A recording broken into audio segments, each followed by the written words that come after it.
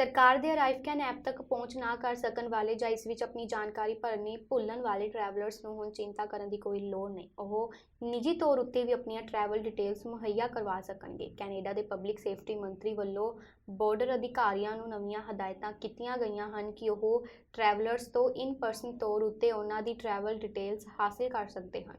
ਜ਼ਿਕਰਯੋਗ ਹੈ ਕਿ ਟਰੈਵਲਰ ਭਾਵੇਂ ਕਿੰਨੇ ਮਰਜ਼ੀ ਸਮੇਂ ਲਈ ਦੇਸ਼ ਤੋਂ ਬਾਹਰ ਰਿਹਾ ਹੋਵੇ, ਕੈਨੇਡਾ ਦਾਖਲ ਹੋਣ ਲਈ ਸਰਕਾਰ ਵੱਲੋਂ ਇਸ ਐਪ ਦੀ ਵਰਤੋਂ ਕਰਨਾ ਲਾਜ਼ਮੀ ਕਰਾਰ ਦਿੱਤਾ ਗਿਆ ਹੈ। Mr. Speaker, in order for Canadians to cross the land border from the US into Canada, they have to upload their proof of vaccination to the government's official app called ArriveCan. But this requirement has been poorly communicated, to say the least. Now, if you fail to do this, Canadians are finding out at the border upon returning home that they will be punished by their government with a mandatory 2-week quarantine, and there's absolutely no recourse for them. MPs have received hundreds of complaints about this, Mr. Speaker, and Canadians deserve reasonable accommodation at their own land border. When will they get it? The Honourable Minister. Mr. Speaker, I want to assure my colleague and all members in this chamber that this government will never hesitate to put in place the public health care measures which are required at the border to protect all Canadians, particularly now as we continue to learn more about the variant of concern, Omicron. It's absolutely necessary that we exercise an abundance of caution at the borders to protect everyone so that we can protect the progress that we've made thus far. And with regards to ArriveCan, I want to assure my colleague that I've spoken with the CBSA so that there's additional guidance to provide the opportunity for travellers to provide the information that is necessary on ArriveCan in person at the borders. Honourable Member for Kildonan St. Paul.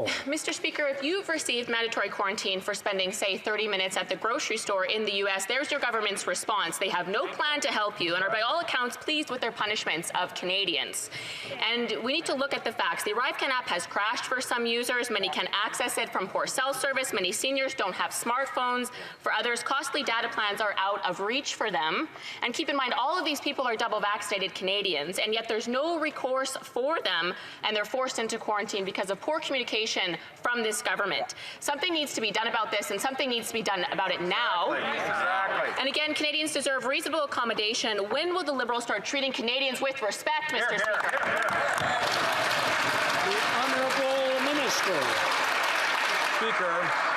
Mr. Speaker, I can assure you the best way to treat Canadians with respect is to protect them and to ensure that we are introducing the public health care measures that are necessary at the border in the wake of the variant of concern, Omicron. Perhaps my colleague would just simply discard evidence and science. On this side of the House, we use that as the North Star to ensure that we are protecting the health and safety of Canadians. We've done that throughout the pandemic, and we will continue to do so. America ਨੇ ਚੀਨ ਵਿੱਚ ਮਨੁੱਖੀ ਅਧਿਕਾਰਾਂ ਦੇ ਘਾਣ ਦੇ ਮੱਦੇਨਜ਼ਰ Beijing ਵਿੱਚ ਹੋਣ ਵਾਲੀਆਂ ਸਰਦ ਰੁੱਤ ਓਲੰਪਿਕ ਖੇਡਾਂ ਦਾ ਡਿਪਲੋਮੈਟ ਬਾਈਕਾਟ ਕਰਨ ਦਾ ਫੈਸਲਾ ਕੀਤਾ ਹੈ।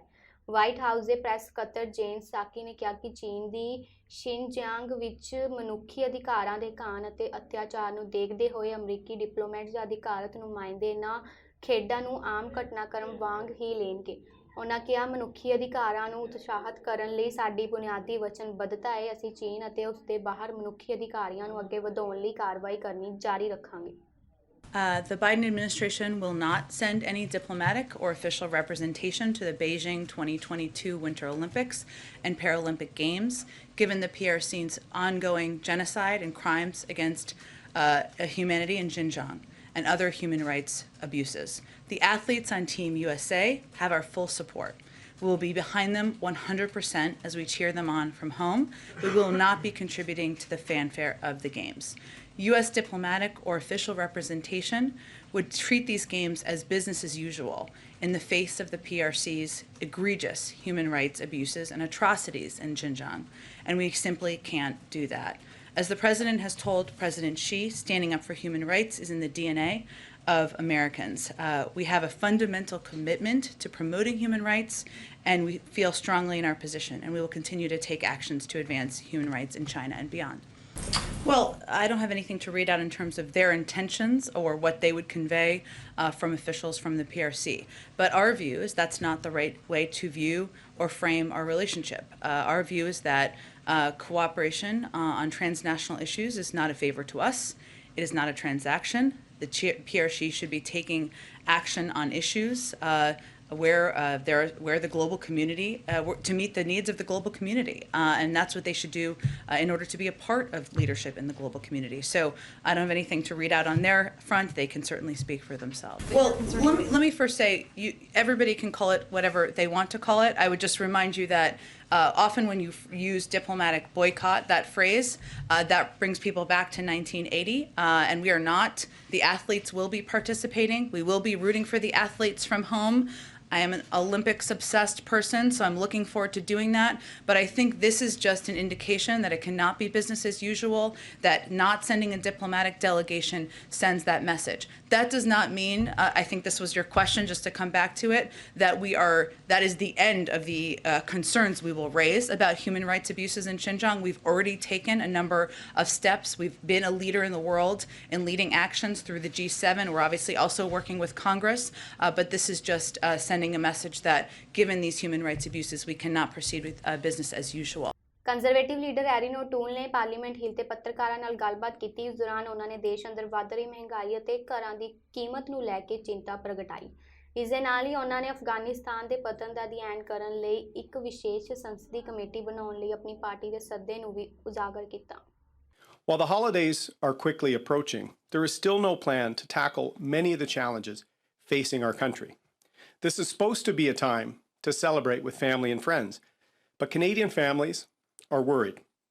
Worried about rising costs, worried about housing, worried about what all this means for their family, and most importantly, worried that no help is coming.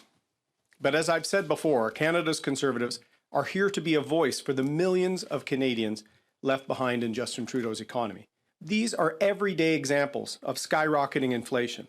It makes life less affordable for everyone. It affects every Canadian. Yet the Liberals have put forward no plan to address it. As the Prime Minister has said, he doesn't think about monetary policy. This isn't about numbers in ledgers. It's about the impact the Trudeau government's mismanagement is having on people. This week, Canada's Conservatives will hold Justin Trudeau's government to account for economic failures. They have left Canadians behind in their high tax, high debt agenda, and they've left people behind in Afghanistan who are at risk because they helped Canada. Tomorrow, Conservatives are calling for the creation of a special committee to review the fall of Afghanistan to the Taliban. They had months to plan for U.S. troops pulling out of Afghanistan, to plan for what that would mean for Canadians on the ground and Afghans on the ground who fought or served alongside Canada. Yet the Liberal government has brought less than 10% of the Afghan refugees to Canada that they promised. They called a pandemic election when Justin Trudeau should have been showing leadership. This committee will help Canadians understand why they failed to act. Rhetoric and empty promises are what we've heard from this government at a time that Canadians desperately need progress. And on Thursday, we will hold the Trudeau government to account for their failure to address the cost of living crisis that is pricing families out of their homes and driving up the costs of everyday goods. All of this while wages across the country are stagnant. Canada ਦੇ ਪ੍ਰਧਾਨ ਮੰਤਰੀ Justin Trudeau ਨੇ ਆਪਣੀ ਸਰਕਾਰ 'ਚ 3 ਹੋਰ ਭਾਰਤੀ ਮੂਲ ਦੇ ਲੋਕਾਂ ਨੂੰ ਅਹਿਮ ਅਹੁਦਿਆਂ ਤੇ ਨਿਯੁਕਤ ਕੀਤਾ ਹੈ। ਪ੍ਰਧਾਨ ਮੰਤਰੀ ਟਰੂਡੋ ਨੇ ਸੰਸਦੀ ਸਕੱਤਰਾਂ ਤੇ ਹੋਰ ਅਹੁਦੇਦਾਰਾਂ ਦੀ ਨਿਯੁਕਤੀ ਦਾ ਐਲਾਨ ਕੀਤਾ। ਇਸ 'ਚ ਮਨਿੰਦਰ ਸਿੱਧੂ ਨੂੰ ਵਿਦੇਸ਼ ਮਾਮਲਿਆਂ ਦੀ ਮੰਤਰੀ ਮੇਲਾਨੀ ਜ਼ੋਲੀ ਦਾ ਸੰਸਦੀ ਸਕੱਤਰ ਨਿਯੁਕਤ ਕੀਤਾ ਗਿਆ ਹੈ। ਇਸੇ ਤਰ੍ਹਾਂ ਇੱਕ ਹੋਰ ਭਾਰਤੀ ਮੂਲ ਦੇ ਆਰਿਫ ਵਿਰਾਨੀ ਨੂੰ ਸੰਸਦੀ ਸਕੱਤਰ ਦਾ ਰੈਂਕ ਦਿੱਤਾ ਗਿਆ ਹੈ। ਬਰੈਂਪਟਨ ਨਾਰਥ ਦੀ ਅਗਵਾਈ ਕਰਨ ਵਾਲੇ ਰੂਬੀ ਸਹੋਤਾ ਪ੍ਰਕਿਰਿਆ ਤੇ ਹਾਊਸ ਆਫ ਅਫੇਅਰਸ ਤੇ ਹਾਊਸ ਆਫ ਕਾਮਨਸ ਦੀ ਸਥਾਈ ਕਮੇਟੀ ਦੇ ਸਾਬਕਾ ਪ੍ਰਧਾਨ ਹਨ। ਸਹੋਤਾ ਹੁਣ ਡਿਪਟੀ ਗਵਰਨਮੈਂਟ ਵਿੱਖ ਦੇ ਤੌਰ ਤੇ ਕੰਮ ਕਰਨਗੇ। ਇਹਨਾਂ ਨਿਯੁਕਤੀਆਂ ਬਾਰੇ ਬੋਲਦਿਆਂ ਟਰੂਡੋ ਨੇ ਕਿਹਾ ਕਿ ਇਹ ਟੀਮ ਮੰਤਰੀਆਂ ਤੇ ਸੰਸਦ ਵਿਚਾਲੇ ਅਹਿਮ ਕੜੀ ਦਾ ਕੰਮ ਕਰੇਗੀ।